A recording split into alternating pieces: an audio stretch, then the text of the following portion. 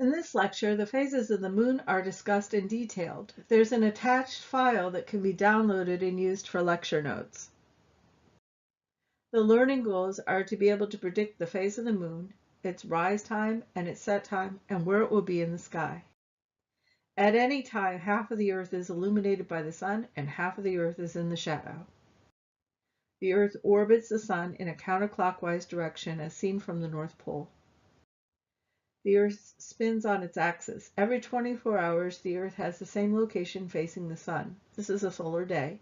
The Earth spins counterclockwise as seen from the north. It spins toward the east. Observers at the 4 annotated locations on the Earth experience 4 different local times. The person at the top is experiencing sunrise around 6 a.m. As the Earth rotates, he is in the sun. The person on the left is at local noon. The sun is at the highest altitude for the day. The person at the bottom is at sunset around 6 p.m. local time. As the Earth rotates, the sun will set and he will be in the shadow, and the person on the right is experiencing local midnight. The moon orbits the Earth in a counterclockwise direction as seen from the north. It also rotates on its axis once per orbit in a counterclockwise direction. Thus, the same region is facing Earth at all times. On average, it takes 29.5 days for the moon to cycle from new moon to new moon. This picture shows both the top view and the phase that is observed from Earth. New moon is when the moon and the sun are very close to the sky. It is so bright we don't see the new moon. The moon is said to be 0 days old.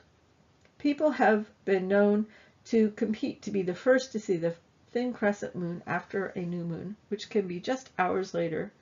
But about 4 days later, we can easily find the waxing crescent moon in the sky. When the moon is about 7 days old, it is the first quarter moon. At 10 days, it is a waxing gibbous moon. At 14 days old, it is a full moon. At 18 days old, it is a waning gibbous moon. At 22 days old, it is a third quarter moon. At 26 days old, it is a waning crescent moon. And again, at about 29.5 days, it is once again a new moon. And the picture shows these phases. We can draw a T-shape towards the object in the sky we want to observe when it is overhead. And the Earth's surface gives the location at local time that it is overhead.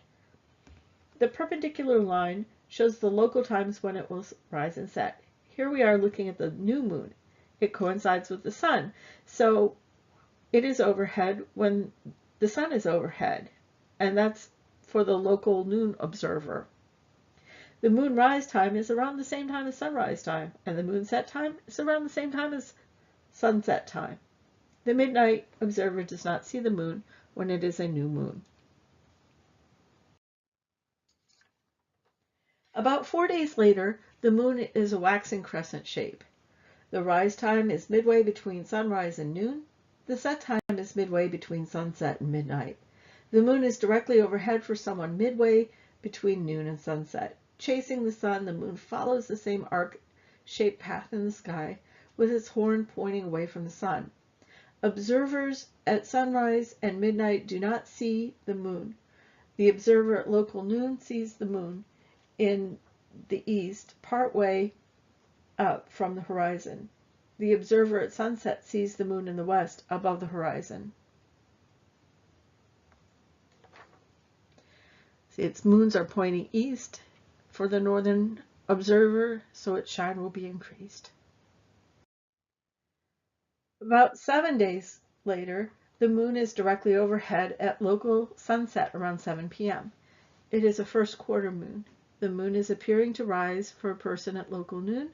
The moon is appearing to set for the person at local midnight. The moon is not visible in the sky to the observers between midnight and noon.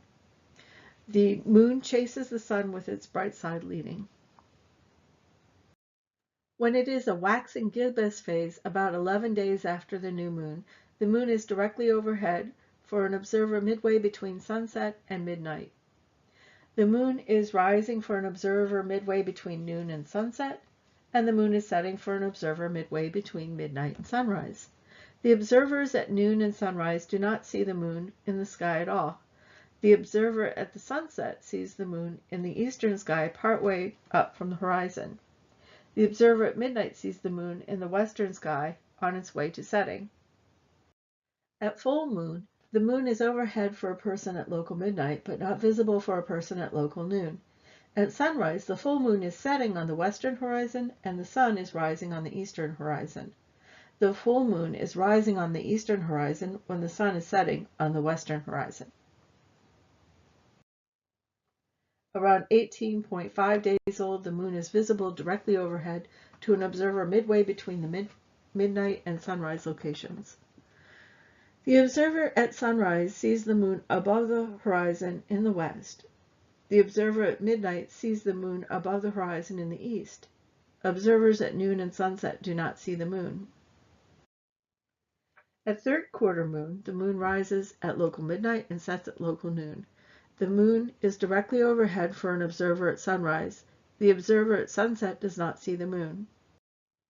At 25 to 26 days, the moon is a waning crescent shape, and directly overhead an observer between sunrise and noon.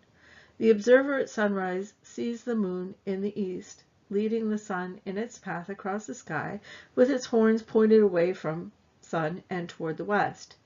The observer at noon sees the moon still leading the sun, but now in the west and still above the horizon. Observers at sunset and midnight do not see the moon.